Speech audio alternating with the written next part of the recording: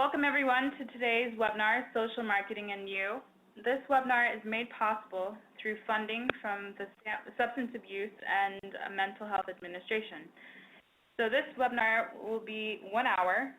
At any time, if you have questions, feel free to use the chat feature or raise your hand feature at the left corner of your screen, and Martin Rafferty, our presenter for today, will address it as soon as he can. Please note that we are recording this webinar, so if you feel uncomfortable with that at any time, please log off. And without further ado, Martin, I'm going to pass it on to you. Thank you so much, and it's a cool 87 degrees here in Eugene, Oregon, where this broadcast is taking place. Few participants here live with us, but we do expect this video to be mostly viewed by recording. Just a note that if you are watching this video at a later date, it's not live, so you can't ask questions. But if you're here right now, you can ask questions throughout the presentation. And thanks again to SAMHSA for funding, making this presentation possible. So my name is Martin Rafferty. I'm the Executive Director for Youth M.O.V.E. Oregon. We're the first nonprofit 501c3 that was independent as a chapter of Youth M.O.V.E. Oregon. And we've been around since 2009. Today's presentation is going to cover a good spectrum. I think even folks who are experts or who are people who are really passionate about social media and kind of read and learn everything they can might learn a few things. We've definitely learned through trial and error, and we have a respectable social marketing following. Just about over 15,000 likes on our Facebook page. We often get more than 100,000 views on our social media content every month. And of course, we are just a state chapter, so our market isn't necessarily a national market. So very respectable, if I can say that, as far as being a state chapter.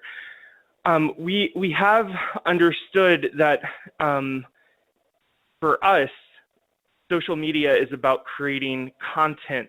If that content is to invite people to an event or a video that explains one of our services, if you are getting into social media, getting your organization into social media for fundraising to appear relevant or to do direct services, you're always going to be a content creator. And even if that means repurposing content that other people have made with permission to something usable.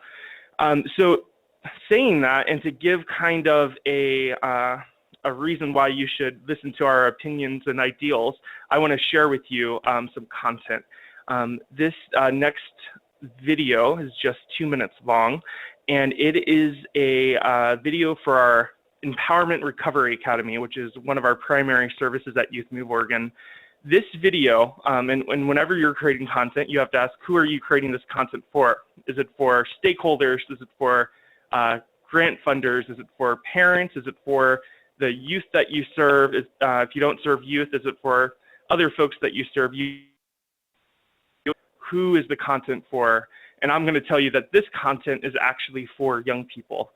About 86% of all of the content that you're about to see is original, meaning that we filmed or created the art that you're about to see. And it took about 3 weeks to make this video. So let's watch, and we'll do a little follow-up after. And for those who are saying, what does this video have to do with social media? I'll be sure to answer that as well.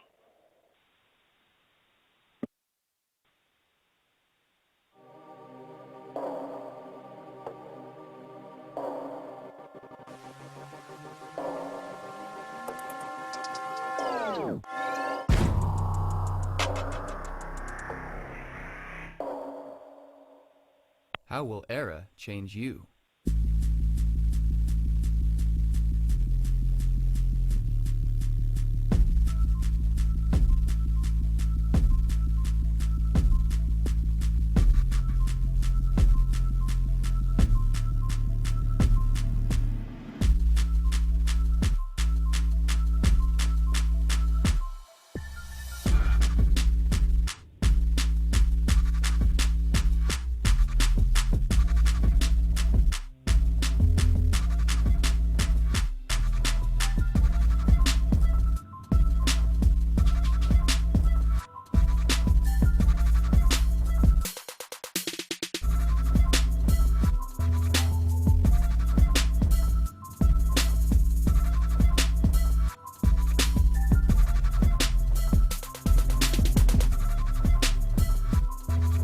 you're enrolled, you will choose one of 5 specialized paths toward becoming a powerful leader. Advocate for the oppressed. Stand up for the system oppressed. Architect next. Master the art of media activism. Vocal theory. Become a powerful public speaker. Leadership 1. Take the lead, collaborate, and motivate others. In Service. Learn to use peer support to change lives.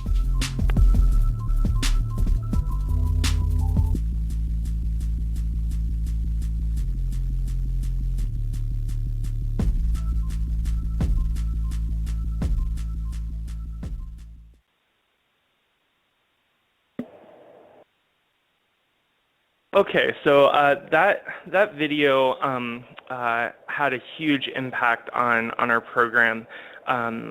It really gave us, it was our first video that we got over 300,000 views on our Facebook page. And you're going to find, I'm going to be mentioning Facebook a lot, but the reality is that whatever site that you're using, whatever social media site that you're using has its own community, has its own rules. For instance, uploading a video onto Facebook, if you upload it versus posting a YouTube link, Facebook will actually deliver your video to more people as a reward for using their kind of ecosystem versus linking from outside of Facebook and using YouTube. So again, each social media platform has its own rules, and that era video, I wouldn't say it went viral, but it certainly was one of our heavy hitters for a long time.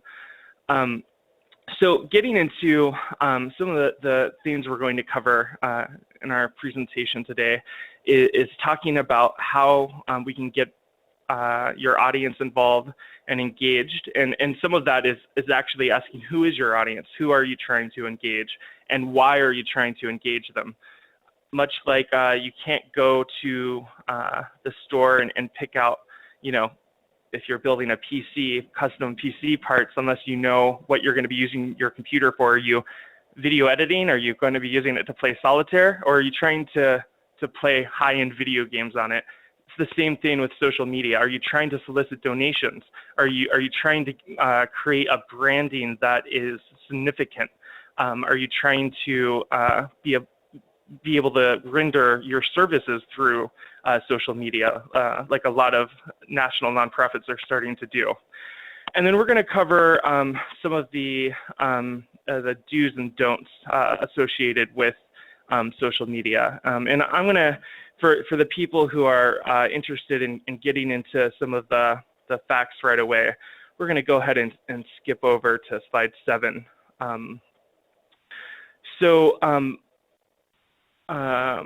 Actually, we're going to skip a little bit ahead.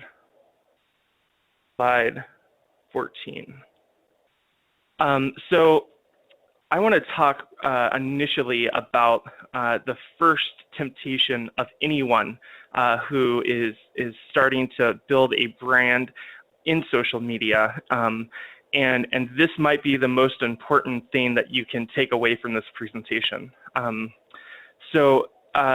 There are platforms, there are social media sites that if you pay for likes, and let me explain this for a moment. What you're seeing on your screen right now is from a real website. This is a real service that websites sell, and basically you pay them, the first option is $27. And within 10 days, they will generate 250 subscribers to your account, and so on and so on. You can see that if you want 10,000 likes, you only have to pay $120 in 10 days.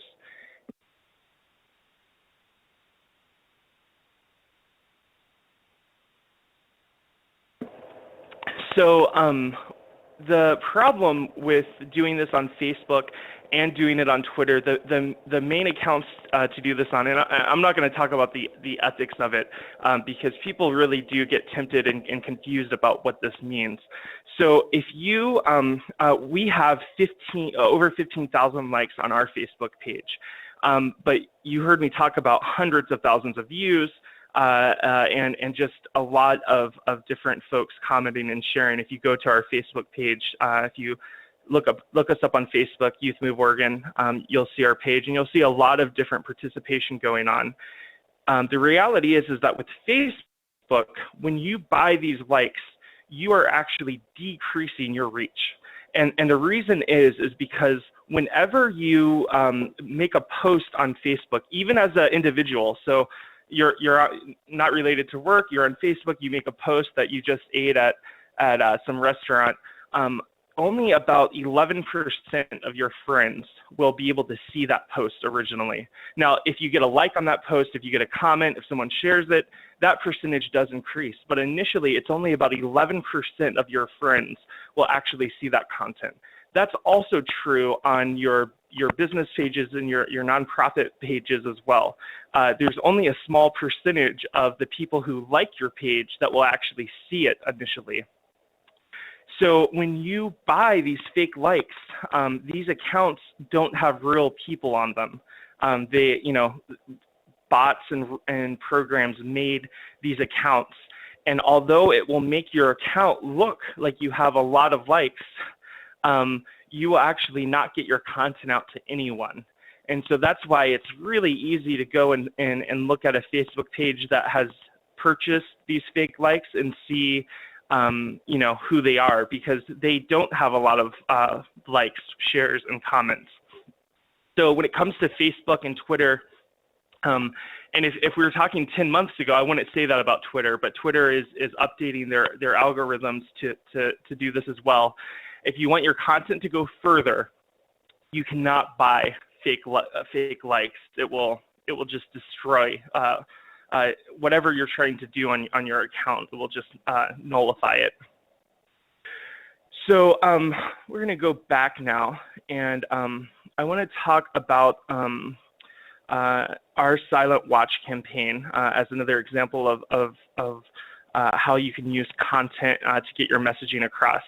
In Oregon, in 2011, 2012, we started to have a large amount of youth suicides that happened. And some of these suicides were linked to young people getting onto their Facebook pages and Twitter and actually saying that they were planning on completing suicide. And some of those youth were encouraged to do so by their peers. Just a lot of kind of harsh and really sad stuff on there. To speak to the point earlier about only 11% of your friends see this content, it's a fact that majority of the public don't understand this. So when youth are reaching out on their Facebook page, and let's say they have a teacher on their page, they might assume that teacher is going to see that post that they're making asking for help. But in a lot of cases, that's just not true. Even if the teacher is a friend, they might not see that content.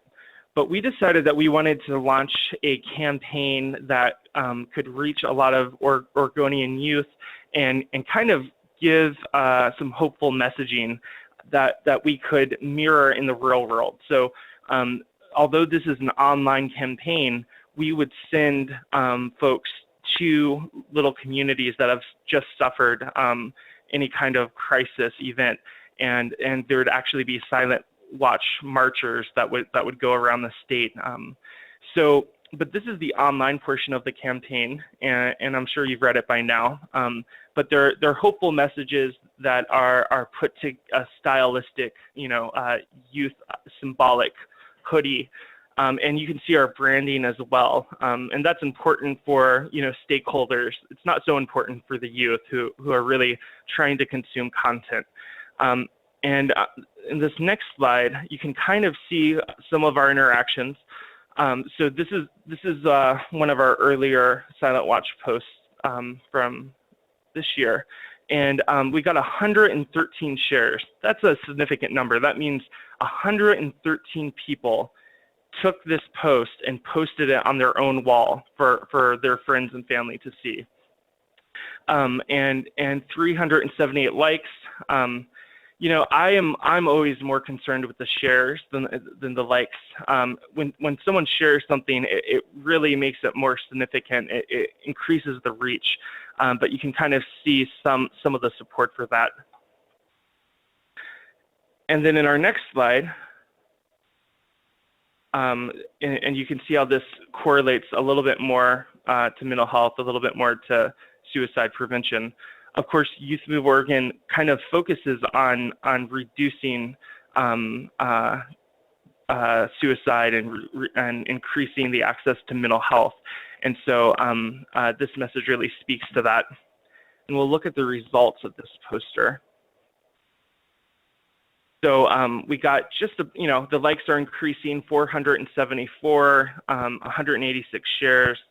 We have some faith-based people saying amen, all the way to young people who are trying to encourage their friends as well.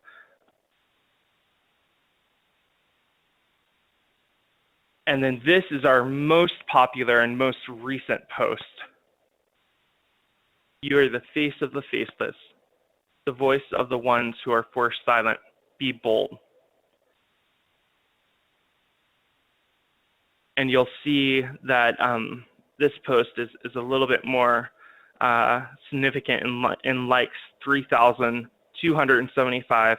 And even though that's impressive, I still look at those shares and I find those as more important. Again, 753 people took that post, they put it on their wall and shared it with folks. And if you do go to our Facebook page, you can see that pretty close. It was just posted on June 29th.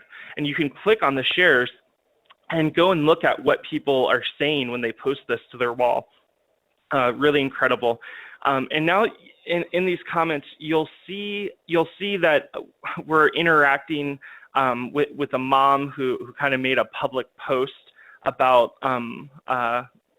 seeking out services for her daughter. With Facebook, there are a huge amount of options as far as settings. So if you are a mental health clinic or you're giving out mental health services and you have HIPAA concerns, I just want you to know that there are models out there.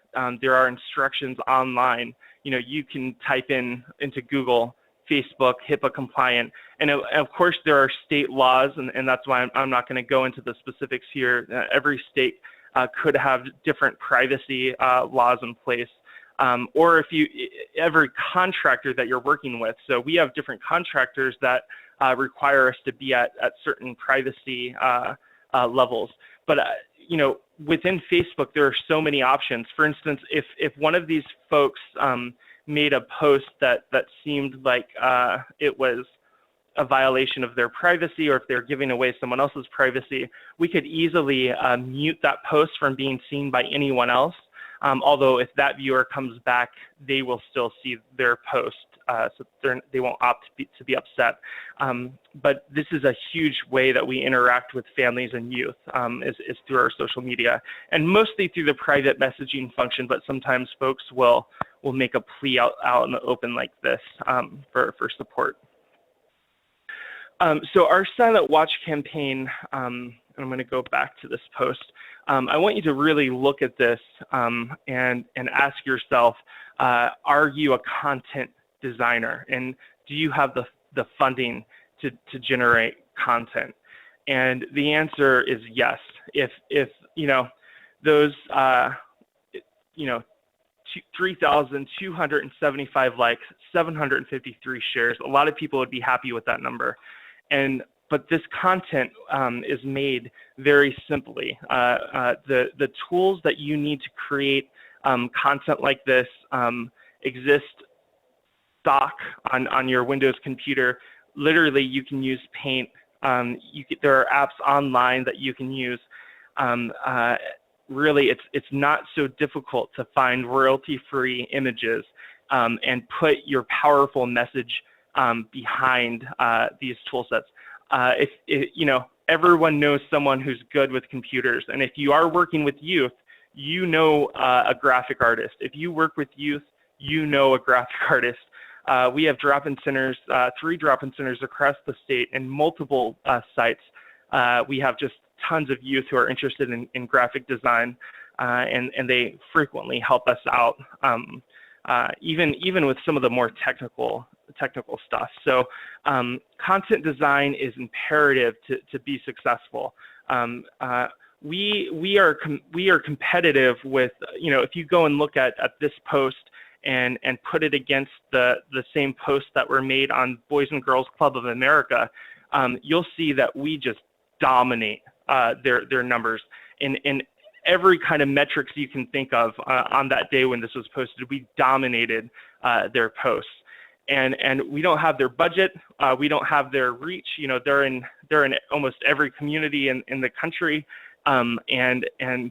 but we dominated. And how? It's because we focused on the content. It doesn't take a bunch of money to be successful on social media, and that's kind of the appeal of it, and what makes it so attractive to nonprofits, is because it equalizes when it comes to traditional marketing. So I want to go back, and we're going to go back to slide 5 and show one more video. And this video was a video that we worked with when the city of Eugene, where our main offices are located in Oregon, saw all of the support we were getting on social media. They wanted us to tackle the issue of homeless youth in Eugene. And so we worked with them on creating this. And we're going to talk a little bit about just what happened after we released this video, and how it kind of changed social media for us forever.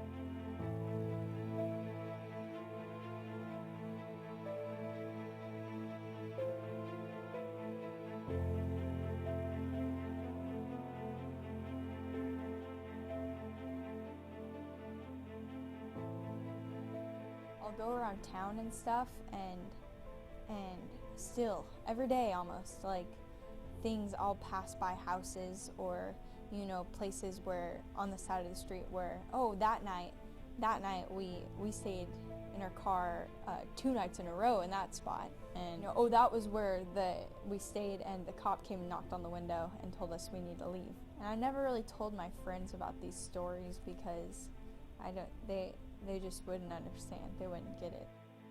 Dude, like, I used to make crack pipes for my mom when I was like 9 years old in the garage. I've seen so many people growing up do things or try things kind of because they don't really totally know. I was a good kid until my parents got a divorce, and I mean, I don't want to blame them for everything, but I mean, I never got any help at home. I never got the extra stuff that I needed. Well, when I was 11 years old, my mom got a pill addiction, and I felt like if I wasn't there, she was gonna die, and I felt like if I wasn't there for my sisters, they were gonna starve or get hurt. When her and my dad went to jail, we just got left in the house we were at. I'm homeless, but not hopeless. I know that I have great potential. I've seen so many youth, people on the streets with no food, no clothes. Nobody seems to want to help. People are very judgmental sometimes, and it's very hard to, get food money or to get somewhere to stay or money for clothes because people think you're going to spend it on drugs or alcohol. I think to a lot of people it's not just, oh, let's get these people off the street, but it's more like, oh, do we have to, you know, pay for them to go through alcohol and drug treatment. I think to them it's a bigger problem. Like there's a bunch of little problems all in one. I'm going to be the future of the world, and I think it'd be better for me to be something that, you know, progresses in the world than somebody that's sitting on the corner of the street doing nothing but giving bad influences to the kids. I wonder how much sooner I would have came out of that kind of lifestyle if somebody would have intervened. You know, every 2 weeks I'm going to think like, how many are still stuck? I don't think they realize how far youth can come just by literally being drug off the street and just loved a little bit. If we give all these kids on the streets opportunity, I think they could, you know, really change their lives and help change the future, you know, change what your kids are going to grow up in. But just kind of give them a little, and then they can do it on their own maybe, just to have a little hope in them, I guess. I guess that's what everyone's lacking, is just hope. The 15th Night Initiative is a call to action. We need your help to create and implement a strategy to intervene before more of our young adults reach their 15th night. That's what the citizens of Eugene do. We work together to solve problems. We stand up for the ignored. We defend the defenseless. We answer the call. We answer the call. We answer the call. We answer the call.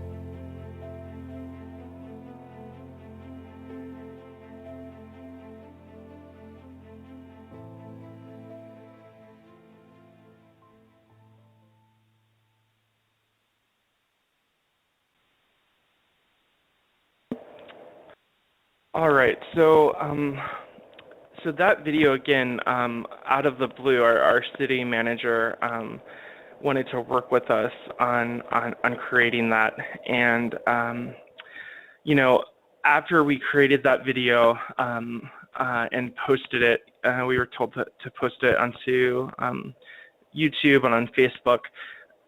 The reaction of the community was so loud that the city manager's office, you know, they were still in the planning phases, and so they had to ask us to take it down because the motivation of folks were kind of above the planning process, and so that was the one time when it was too successful, and we had to take it down immediately.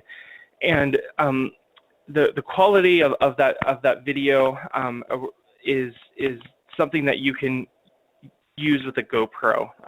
Even some cell phones have the same kind of quality that you've seen there. That can capture that kind of quality. And so when thinking about, you know, are we able to do video production? Well, the answer is maybe you can. And depending on what you're using social media for, it might be the most relevant way to do that versus making graphics. So I wanted to just spend a few moments on thinking about your outcome. And we've talked about this a few times, but what is the outcome that you're wanting for your organization in social media? Are you looking for the prestige, the relevance of your page or your content getting thousands of views, or just putting your message out in the public in a very, very effective way? Are you looking for the ability for your users to ask questions, for families to get in touch, for folks to know when you're open or closed? Or are you just trying to share content, trying to get the word out, being very tactical? The Case Foundation did a study and found that nearly half of the nonprofits that they polled, 47%, were looking for engagement in the form of getting donations. Again, Youth M.O.V.E. doesn't really focus on using our content in that way. We do, you know, we have gotten funders who, you know, we applied for grants or RFPs who are very interested in the kind of involvement our young people had when it came to looking at our social media. But that's not to say that there aren't a lot of tools out there directly built into Facebook where you can solicit donations online. But it's kind of a trap to set that as your initial goal. Again, if you're creating content that people want to consume, that should be the first focus.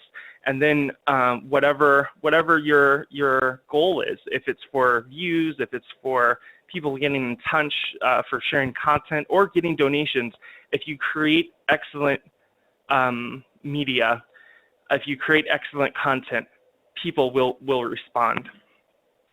So a little bit more of a practical tip for folks who might be more involved in social media already and wondering how they can get, better return when they do make that content. If there's one thing to take away from this video, it's don't buy fake likes. If there are two things to take away from this, it's pay attention to when your fans are online.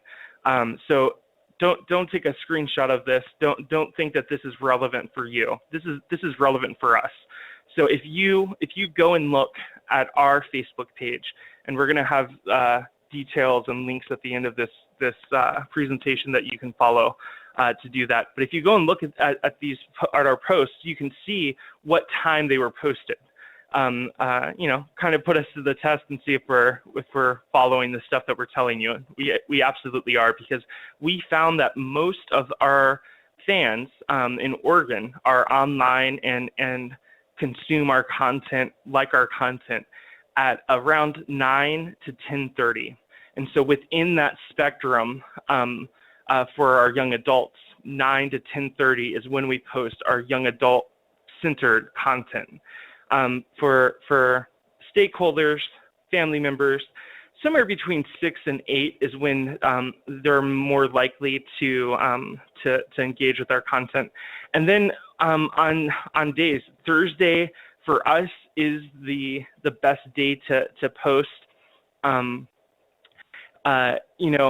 Saturdays for most organizations are actually a poor day to post, but what we do very well. But honestly, Thursday night at 10 o'clock for us is the best. Whenever we want to make the best post or get the most views, that's when we post it. So there are a few ways that you can test when your people are online. If you have a Facebook account that is purely for work, you can actually look at the chat box and see when the most of your connections are online. Even though my Facebook page is a personal account, I have maybe 150, 200 folks who are involved with me across the state of Oregon in the work that I do. So when we're about to make a post, and we were doing this in the early days, now we know because we've tested it, but I would look at how many of those people were online. Were stakeholders online? Were some of the young people online? And so we would post that. And then if nothing else, make posts in the beginning at different parts of the day. You can reuse content as well. We don't often reuse content, but back when we were testing, we did post the same post 3 or 4 times throughout the week and saw at which time got the most views and likes. So there's a lot of testing involved, but it's really important to find what is that sweet spot for your organization. When are people watching? When are people interacting? And it's going to be different for everyone. And if you're a national organization, it's going to even be a little bit more difficult. You might have 2 times on Thursday for the East Coast and the West Coast. You might be posting the 2 different posts at 2 different times, and maybe the posts aren't identical, but maybe they're very similar. So we're going to move. And I just wanted to let people know that we are going to open it up for questions in just a few minutes. So if you have questions, you can start preparing those. So moving back to slide 4, I want to really specifically address how we operate and how our social media operates with HIPAA concerns. So First off, our organization is very clear that we're not a mental health service. We are a peer service, and we interact with people who are in the mental health system, people who aren't in the mental health system, people who are in a lot of different systems. And so we will never, you know, the strict rules for us is that we never tag anyone in any of our posts, and that includes our own employees. We won't tag our employees. We don't like to mention the names of our staff or of any of our participants in any of the content that we create. Now, when youth and staff come and interact with the content themselves, they are under their own accounts, and they have their own, you know, they've signed Facebook's end user agreement.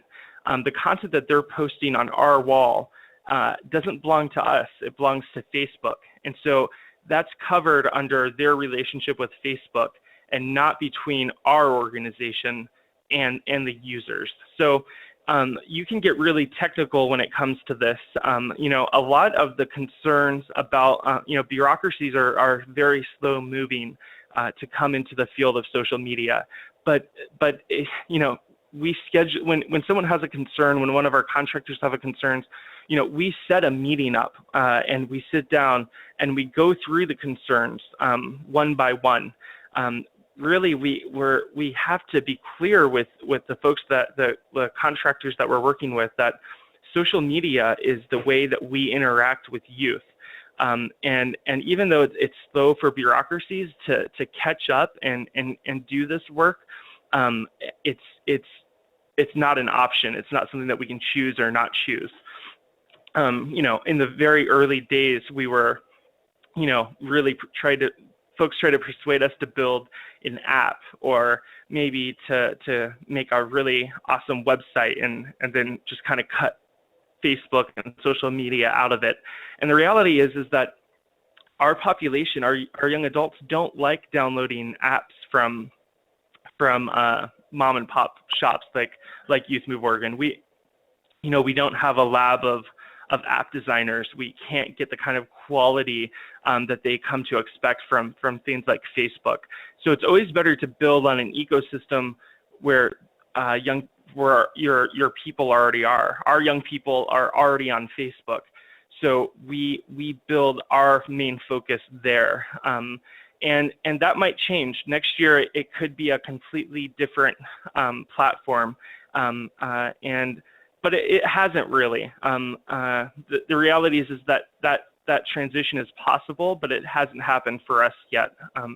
So choosing which social media for your organization is really important. And Facebook is king among our population.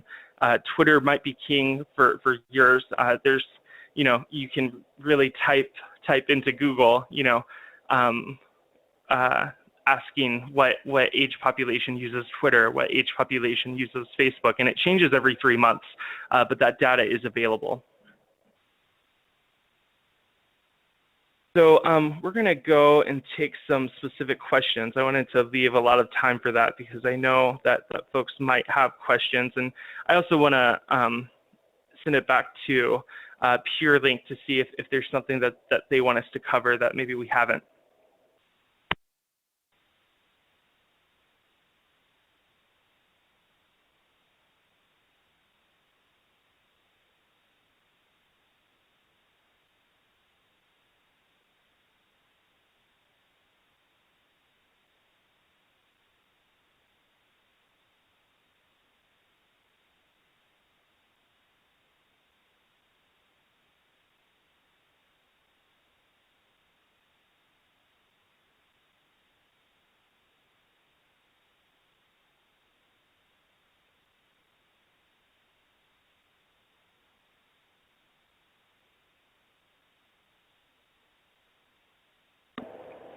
Okay, you know, and we do have a small audience here today, but if you are watching this recording at a later time, we are more than happy to help folks when they come, have questions about this, especially when it comes to how to get around the really specific burdens of dealing with bureaucratic concerns. So you can, Tia's email is up there right now. She's our kind of social media lead here at Youth M.O.V.E, and if you have questions, you can email or call that number. Also check out our Facebook page. Again, you can kind of go back to the very beginning of where we were and see, what was successful and what wasn't. If you are inclined to visit our website, I really recommend that you do so on a web browser, on a computer. It's more optimized for that, but there's some cool design features that you can see there. And so thank you so much. We really hope that that this starts a conversation about using social media more in the nonprofit field and specifically in the alternatives field.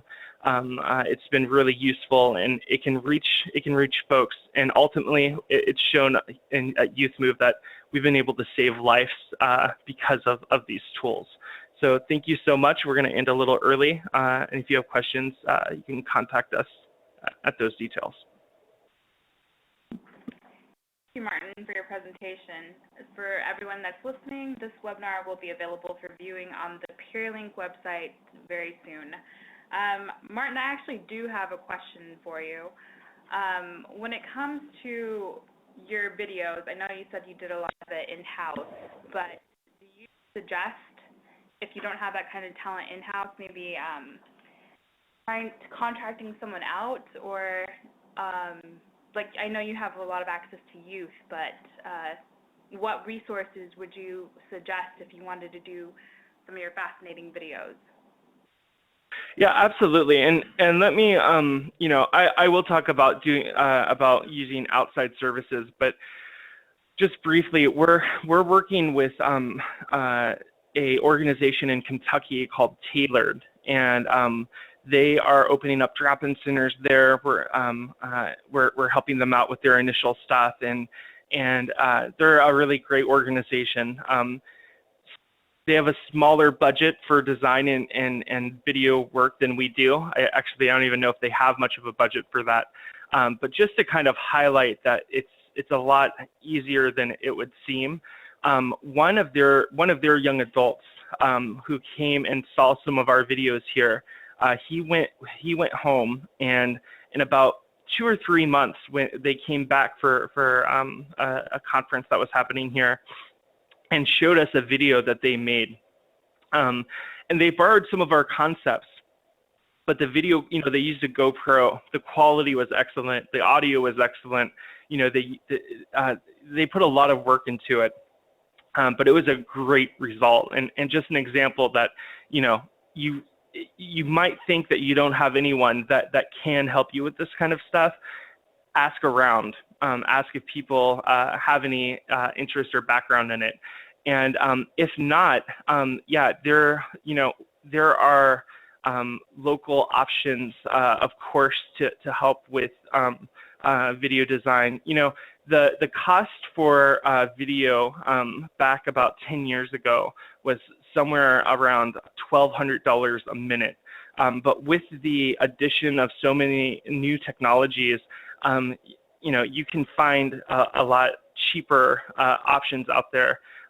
Youth M.O.V.E. Oregon, we do have a department that can help people with their media design, videos, other kind of content like Facebook pictures or logos as well. But there are a lot of options out there, and it's cheaper than you think. I've seen folks offering a 3-minute nonprofit video for somewhere around $450. So local options might work really well. And if not, you can always come back and ask us. We have prices and such on our website. Perfect. Thanks, Martin. So I'm going to go ahead and wrap everything up. Thank you all for attending this webinar. And if you wouldn't mind, please take a moment to complete our brief survey at the end. Thanks, Martin. Thank you.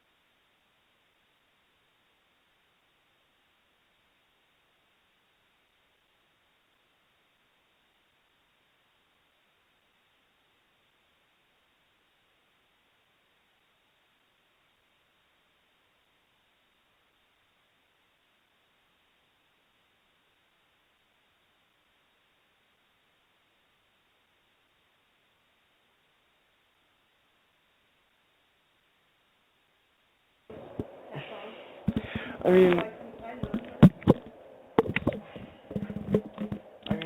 equality, you know, is on par with the best, you know?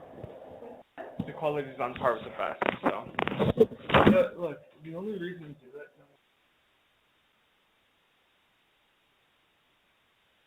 you know, $300,000. You can hire 5 of these. The Open Minds, Open Doors, RP and Pacman. That's the one, that lady, the lady from, we could have just also done. Anyways, book time, just email everyone instead of this.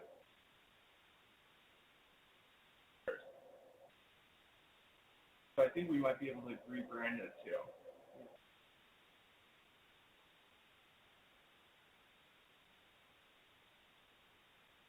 Yeah. Okay.